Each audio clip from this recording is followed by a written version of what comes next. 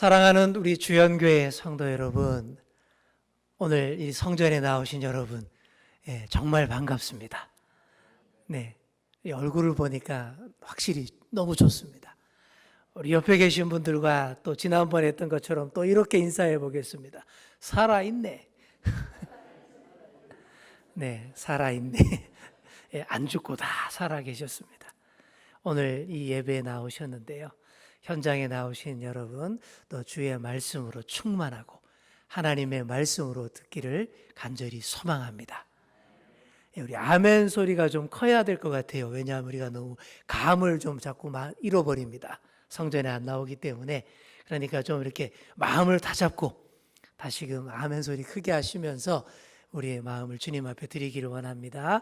우리 많은 은혜 받으시기 바랍니다. 네, 좋습니다. 자, 여러분, 새 옷 사입으면 기분이 어떻습니까? 좋죠, 그죠? 새로운 옷, 또 그동안 사고 싶었던 좋은 옷, 명품 옷, 이런 옷 딱 입으면 다들 기분이 너무 좋습니다. 특히 옷 좋아하시는 분들은요, 이 옷 구매하는 거, 옷 구입하는 일이 아주 중요한 삶의 일부분일 것입니다.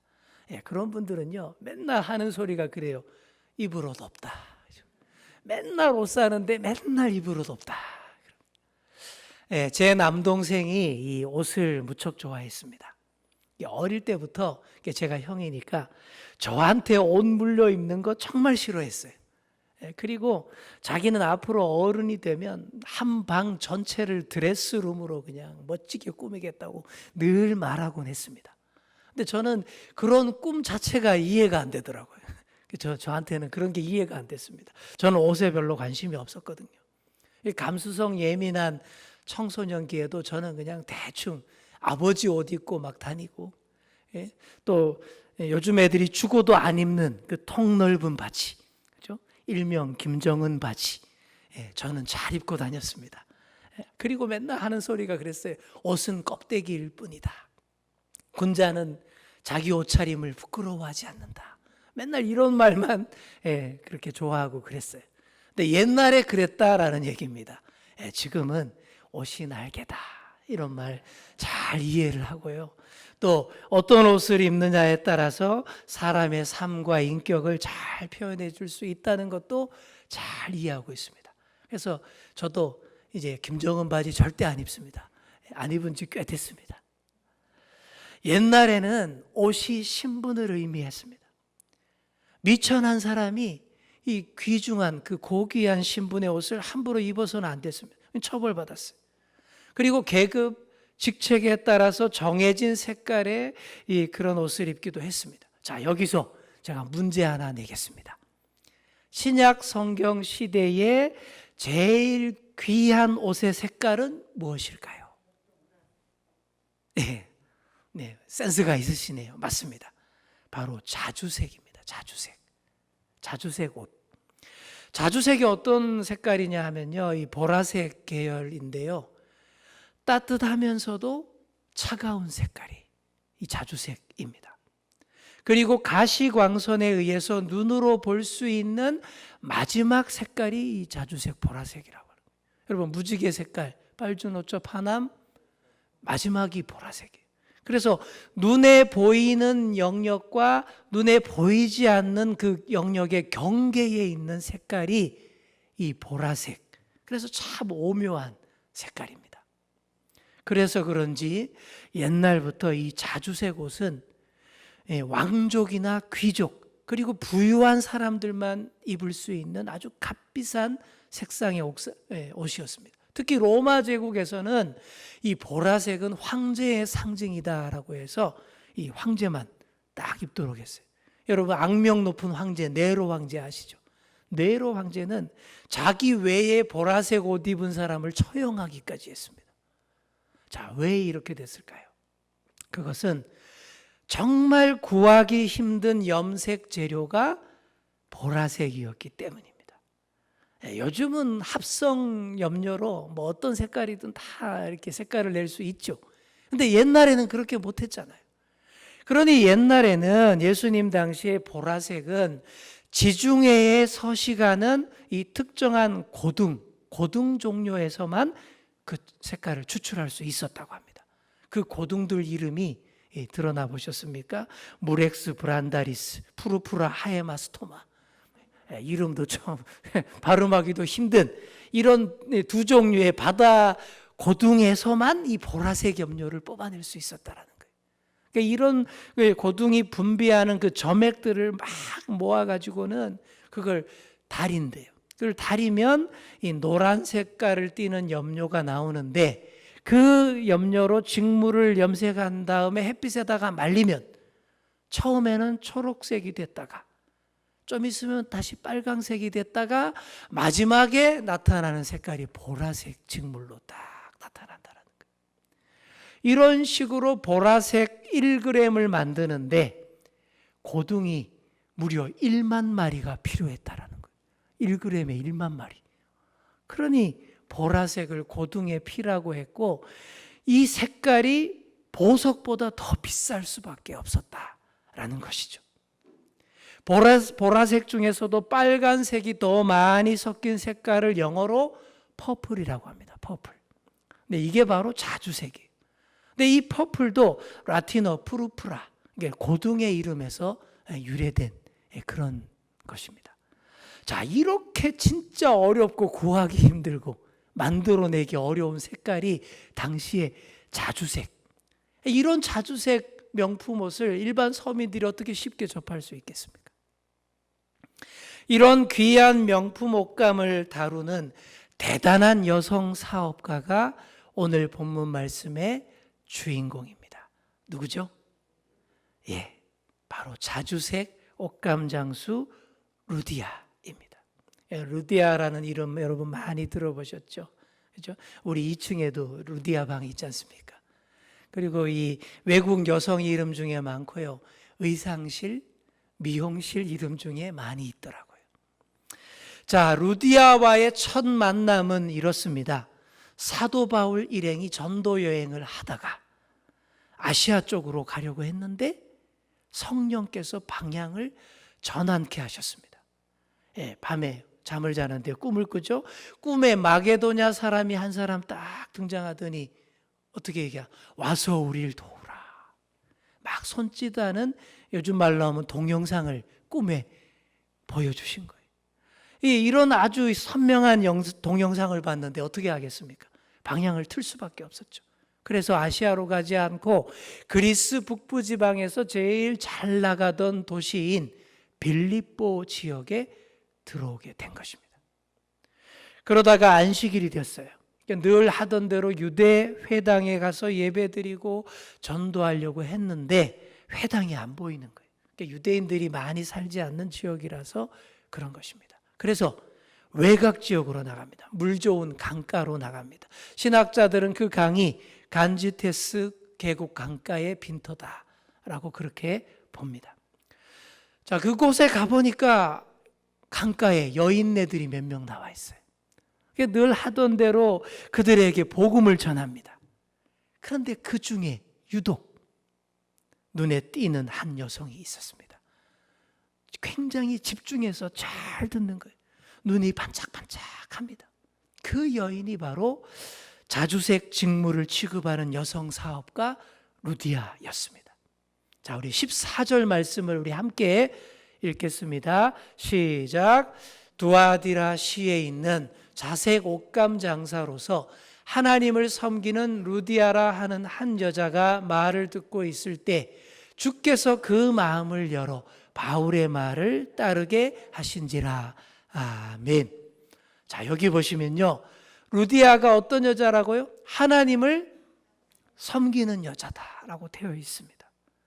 이 아마 소문으로 유대교에 깊은 관심을 가지고 구약의 하나님을 어렴풋이 경외하던 사람, 하지만 확실한 믿음이 아직 들어오진 않은 사람, 그리고 예수 그리스도에 대해서는 한 번도 들어본 적이 없는 그런 여인이었습니다. 이런 루디아가 사도 바울의 설교를 열심히 듣는데 점점 그 눈이 동그랗게 떠집니다. 그리고 자기도 모르게 눈가가 촉촉하게 젖어듭니다. 루디아가 원래 어떤 여인이었습니까? 루디아는 지금의 터키 지역 두아디라 출신입니다. 두아디라라는 동네가 당시의 염색과 직물 제조업의 중심지였습니다. 특히 두아디라산 자주색 염료라고 하면 당시 최상품이었다라고.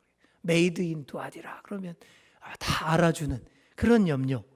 그 두아디라에서 자주색 직물을 사업을 하던 루디아가 유럽인 빌립보까지 건너와서 사업을 확장하고 있었다라는 것이죠. 명품 브랜드 루디아의 사장이 바로 루디아였다라는 그런 얘기입니다. 당시 자주색 옷감 사업은 대단한 사업입니다. 상위 1%만 상대하는 그런 사업이에요. 게다가 여성의 몸으로 그런 사업을 한다라는 게 이게 이 여인이 보통 여인이 아니다라는 것을 알 수가 있는 거예요. 절대 무시할 수 없는 존재다라는 그런 얘기가 되는 거예요. 요즘에도 그렇잖아요. 여성이 남자들 사이에서 성공하기가 쉽지 않은데 이 2000년 전에 이 오죽했겠습니까?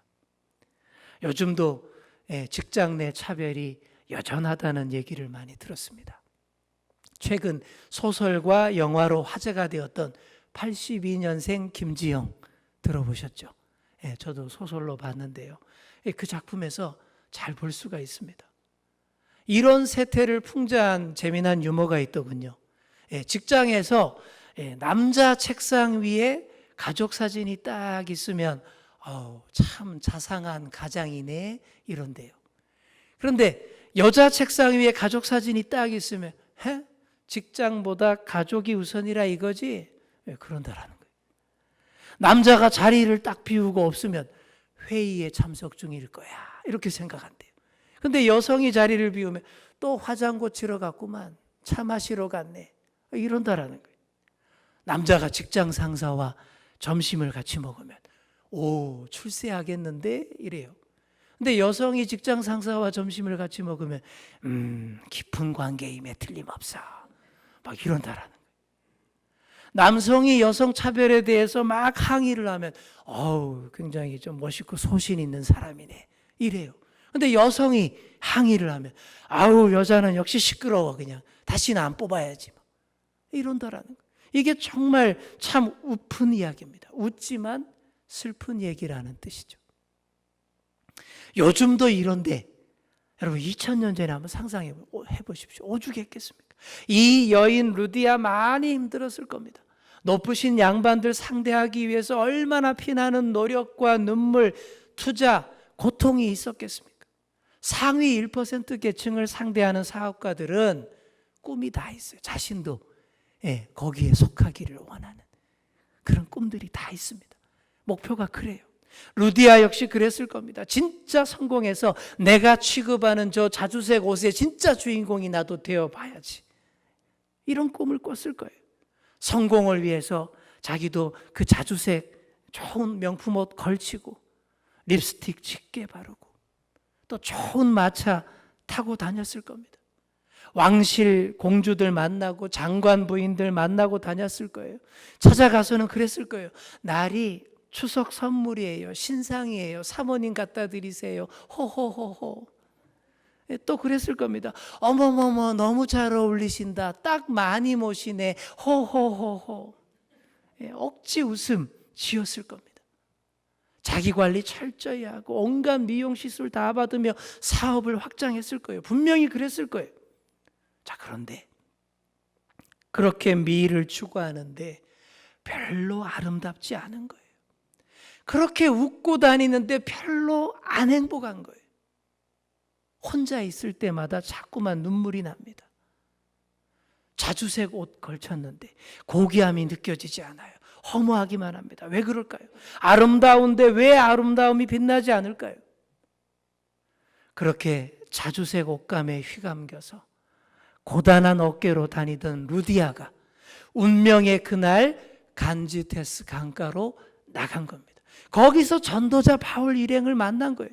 한 번도 들어보지 못했던 말들을 듣는데 이상하게 자꾸만 안테나가 막 자꾸 세워집니다. 귀가 쫑긋해집니다. 가슴이 자꾸만 뜨거워지는 거예요.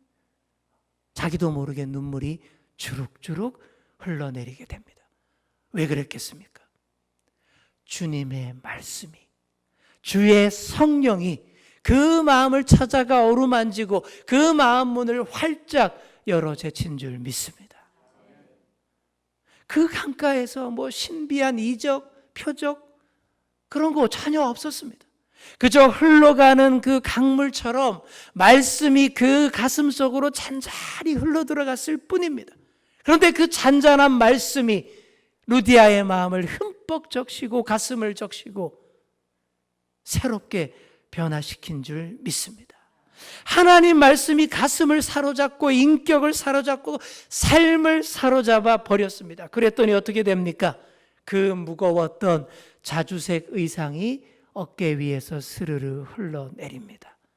그리고 전혀 색다른 새로운 옷으로 갈아입게 됩니다. 어떤 옷입니까? 우리 15절 말씀을 함께 읽겠습니다. 시작. 그와 그 집이 다 세례를 받고 우리에게 청하여 이르되 만일 나를 주를 믿는 자로 알거든 내 집에 들어와 유하라 하고 강권하여 머물게 하니라. 아멘. 하나님 말씀을 듣고 회심한 루디아가 그 징표로 첫 번째로 한 일이 무엇입니까? 세례를 받은 것이. 예수 그리스도의 이름으로 세례를 받은 것입니다. 또 자신만 받은 게 아닙니다. 그와 그의 집이라고 했어요.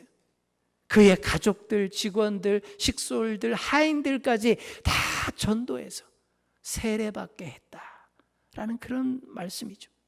여러분, 세례가 무엇입니까?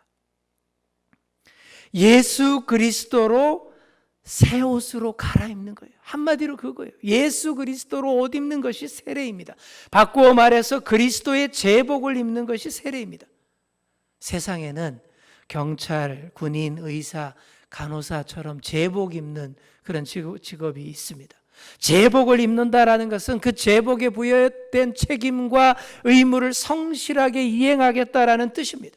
이처럼 그리스도의 제복을 입는다라는 것은 옛삶을 청산하고 예수 그리스도 안에서 새로운 생명의 옷을 입고 살겠다라는 공개적인 선포입니다. 루디아가 이렇게 새 옷으로 갈아입었습니다. 세상에서의 성공을 추구하던 그 옷 다 벗어던지고 예수 그리스도로 옷 입고 예수님의 십자가를 삶의 지표로 삼겠다고 선포했습니다. 그리고 세례만 받은 것이 아니에요. 말로만 믿는다가 아니었습니다. 루디아는 꼭 움켜쥐고 있던 자신의 것, 자기 것들을 다 개방합니다. 바울 일행을 자기 집에 유하도록 강권하여 청했다라고 되어 있죠. 바울 일행은요, 바울, 실라, 디모데 그리고 이 사도행전을 기록한 누가 이렇게 4명입니다. 장정 4명을 자기 집에 유한다는 게 뭐예요? 오래오래 머물면서 거기 사는 거죠. 자기 집에 체류하도록 했다라는 것이죠. 이거는 밤에 잠만 재워주겠다라는 뜻이 결코 아닙니다. 남자 장정 4명의 삼시세끼를 다 책임지고 그들의 모든 필요한 그 편의들을 다 제공해 주겠다, 살도록 해주겠다라는 그런 얘기입니다. 루디아의 결혼 관계에 대해서는 성경에 나와 있지 않습니다. 하지만 여러 정황들로 살펴볼 때에 이 루디아는 결혼을 하지 않은 비혼자이거나 혹은 남편이 없는 그런 사람으로서 집안 권속들을 거느리고 사는 큰 저택의 주인 여자라고 많은 학자들이 그렇게 추측을 합니다. 여러분, 이런 여인이 만만할 리 없습니다. 아주 까다롭고 예민했을 거예요. 굉장히 예민하죠. 그죠? 그 집안의 모든 것이 예민한 여주인 루디아 중심으로 다 그렇게 맞춰져 있었을 거예요. 그런데 장정 4명을 그 집에서 그것도 아주 그냥 극진히 이렇게 모신다라고 해보십시오. 얼마나 많은 것이 바뀌겠습니까? 루디아 집안이 크게 바뀌었을 겁니다. 한마디로 루디아 집안이 교회로 바뀌는 거예요. 자기 집을 내어준다는 건 역시 자기 삶을 완전히 바꾸겠다는 뜻입니다. 그동안의 자기 중심적인 삶을 이제부터는 예수 그리스도 중심의 삶, 복음 중심의 삶, 신앙 공동체 중심의 삶으로 완전히 바꾸어 버린 것입니다. 이렇게 해서 루디아의 집이 진짜 교회가 되는 거예요. 선교 사역의 거점이 됩니다. 결국 그 집을 토대로 빌립보 교회가 시작이 되는 거예요. 빌립보 교회는 이방 선교의 중심지 역할을 하던 교회입니다. 선교 센터 역할을 하던 굉장히 중요한, 사도 바울에게 있어서 진짜 중요한 교회가 빌립보 교회입니다. 루디아네 집에서 그 일이 시작되었다라는 그런 얘기입니다. 여러분 상상해 보십시오. 자주색 직물, 명품 브랜드, 그 루디아의 여주인 루디아가 예수님으로 완전히 다른 옷으로 싹 갈아입었습니다. 그리고는 그 옷 입고 가만히 있지 않아요. 뛰어다닙니다. 뛰어다니면서 이렇게 소개합니다. 신상 나왔습니다. 당신도 이 옷 입어보십시오. 예수 그리스도라는 완전 다른 새 옷입니다. 이렇게 뛰어다니는 그 모습, 새 옷을 선전하는 그 장면, 사람들이 그 달라진 모습을 보고 얼마나 놀랐겠습니까? 그리고 예수 그리스도를 소개할 때마다 촉촉해지는 그 두 눈이 얼마나 진실성 있게 사람들에게 보였겠습니까? 어떤 목사님이 이런 말씀을 했습니다. 맑은 눈으로 세상을 보면 세상은 잘 보이지만 하나님은 안 보인다. 그러나 젖은 눈으로 보면 세상은 잘 안 보이지만 하나님은 잘 보인다. 정말 그렇습니다. 물기 없는 바짝 마른 눈으로 눈 똑바로 뜨고 세상 일을 정확하게 잘 볼 수 있겠죠. 분석할 수 있겠죠. 잘 보고 다닐 수 있겠죠. 하지만 그럴수록 주님은 잘 안 보입니다. 하지만 말씀과 기도로 촉촉하게 젖은 그런 눈으로 보며 다녀보십시오. 세상은 흐릿하고 잘 안 보일지 몰라도 우리 예수님은 더 잘 보이게 되는 줄 믿습니다. 여러분, 이게 진짜 명품 옷을 입은 그런 명품 인생의 삶의 모습인 거예요. 여러분, 젖은 눈으로 살아가시기 바랍니다. 우리 옆에 계신 분께 이렇게 얘기해 줍시다. 젖은 눈으로 살아갑시다. 아멘. 자, 제가 2주 전에 진짜 명품 구별법 말씀드린 적이 있어요. 기억나시죠? 예, 막 명품으로 보이는 가방을 들고 가는데 갑자기 비가 막 쏟아질 때 들고 있던 가방을 막 우산 삼아 머리에 쓰고 다니면 그건 분명히 뭐죠? 짝퉁입니다. 그런데 반대로 자기는 비에 다 젖을지라도 그 가방만큼은 자기 품에 거의 품고서 막 그렇게 소중하게 다니면 그거 진짜 명품입니다. 어떤 것보다 소중히 다루는 것이 바로 명품이다 라는 그런 얘기예요. 사랑하는 성도 여러분, 우리가 어떤 것보다 소중히 여기는 그 명품은 바로 우리 예수 그리스도, 하나님 나라 복음인 줄 믿습니다. 명품을 명품으로 여기기 때문에 어려운 가운데에서도 온라인으로도 예배드리고 또 오늘 이렇게 현장에 와서 예배드리는 것입니다. 그런 여러분 모두가 명품 예수 그리스도로 옷 입은 분들인 줄 믿습니다. 명품 옷은 이미 입었으니 이제 중요한 것은 명품 인생을 사는 일입니다. 명품 옷 입었다고 백날 말로만 해서 소용없습니다. 아무리 좋은 옷 걸치면 뭐합니까? 그 입에서 저질스러운 말들 쏟아지고 그 행동과 태도에서 교만과 가증스러움만 보인다면 그거는 말짱 헛일입니다. 명품 인격, 명품 삶이 보여져야 합니다.